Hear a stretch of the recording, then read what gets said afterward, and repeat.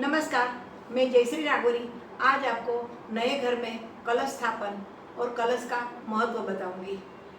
नए घर में प्रवेश के समय हम सबसे पहले कलश स्थापन की विधि करते हैं। कोई भी मांगलिक कार्यों में हम लोग कलश की स्थापना करते हैं। कलश में जल भरा हुआ होता है। ऐसे ही हमारा जीवन भावपूर्ण और नवपल्लवित रहे, ऐसी हम भावना करते हैं। जल को हम जीवन समझते हैं। जल को हम वरुण देवता समझ के पूजते हैं। जब हम कलश सजाते हैं तभी कलश में वरुण देवता का प्रवेश होता है। हमारे ऋषि मुनियों ने कलश के अंदर वेद, सब पवित्र नदियाँ, समुद्र, गायत्री, सावित्री सबको प्रस्थापित किया है। कलश रखने की विधि कुमारिका के हाथ से होती है। कलश मिट्टी का, पीतल का, तांबे का, कांसे का, चांदी का कोई भी हो सकता है। कलश रखने में सबसे पहले शुभ मुहूर्त देखना होता है। हमारे पूरे साल में हिंदू पंचांग के अनुसार पूरे साल में गुड़ी पड़वा, अक्षय तृतीया, विजयादशमी और धन त्रयोदशी, ये चारों बिना पूछे मुहूर्त है। उसमें मुहूर्त देखने की जरूरत नहीं होती है। लेकिन ऐसे मुहूर्त न मिले तो कोई ज्योतिषी से अच्छा शुभ मुहूर्त निकलवाना है। शुभ मुहूर्त के दिन कलश में पानी भरना है। अंदर ₹1.25 या तो ₹1 डालना है।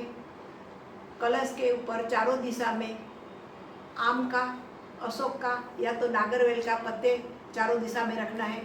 कलश के ऊपर नारियल रखना है। नारियल को टीका लगाना है और कलश के ऊपर स्वस्तिक बनाना है। फिर कुमारिका के सर पर कलश रख के कुमारिका को पहले उनका राइट लेग दरवाजे के अंदर रखना है। फिर घर में प्रवेश करना है, घर में आगे जाना है और उसके पीछे कोई व्यक्ति एक कटोरी में मूंग भर के जाए।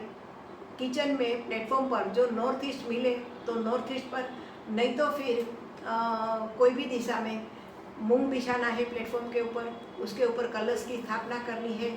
बाजू में गणपति जी की मूर्ति रखनी है और लापसी, गुड़ या तो कोई भी मिठाई का प्रसाद रखना है। दिया अगरबत्ती जलाना है। फिर नारद जी रचित संकटनाशन गणपति स्तोत्र बोलना है और कुलदेवी की आरती बोलनी है। दोनों चीज़ों को मैंने डिस्क्रिप्शन में दोनों चीज़ों की लिंक दिया है।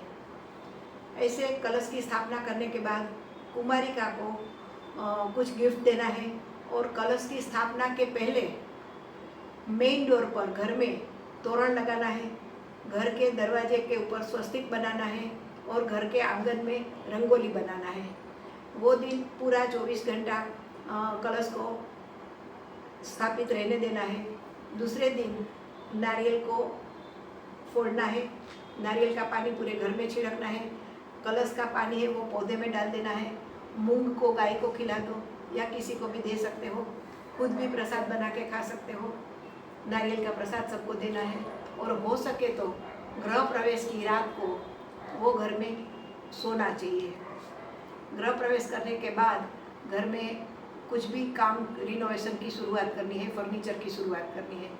नए घर में सब सुखी रहो, ऐसी शुभेच्छा के साथ नमस्कार।